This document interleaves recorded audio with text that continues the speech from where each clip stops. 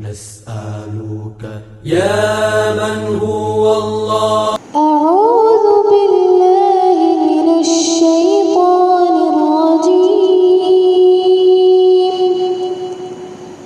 بسم الله الرحمن الرحيم.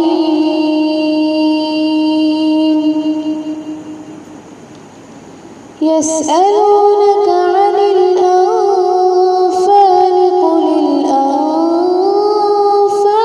لله والرسول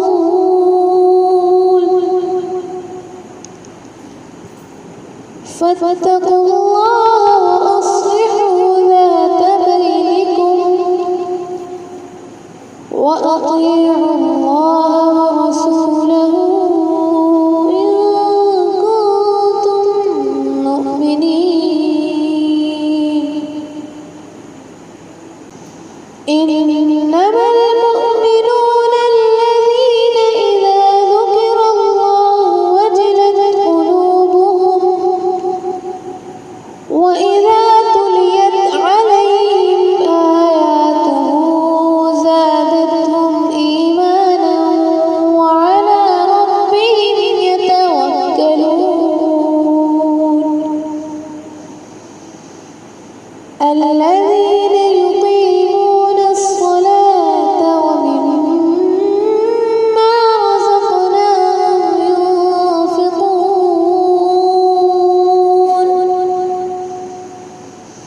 أولئك هم المؤمنون حقا لهم درجات عند ربهم ومغفرة ورزق كريم.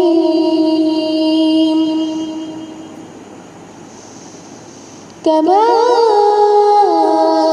أخرجك ربك من بيتك بالحق وإن فريقا من المؤمنين لكارهون يجادلونك في الحق بعدما تبين كأنما يساقون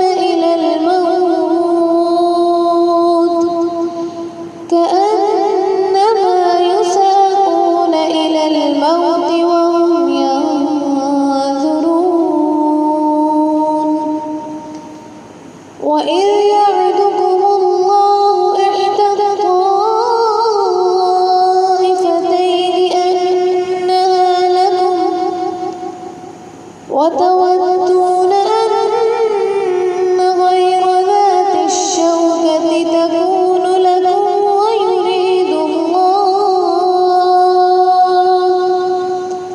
ويريد الله أن يحق الحق بكلماته ويقطع دابر الكافرين. ليحق الحق ويبطل الباطل ولو كره المجرمون. إذ تستغيثون ربكم فاستجاب لكم أني ممدكم بألف من الملائكة مردفين. وما جعله الله إلا بشرى ولتطمئن به قلوبكم وما النصر إلا من عند الله إن الله عزيز حكيم. إذ يغشيكم النعاس أمنة منه وينزل عليكم من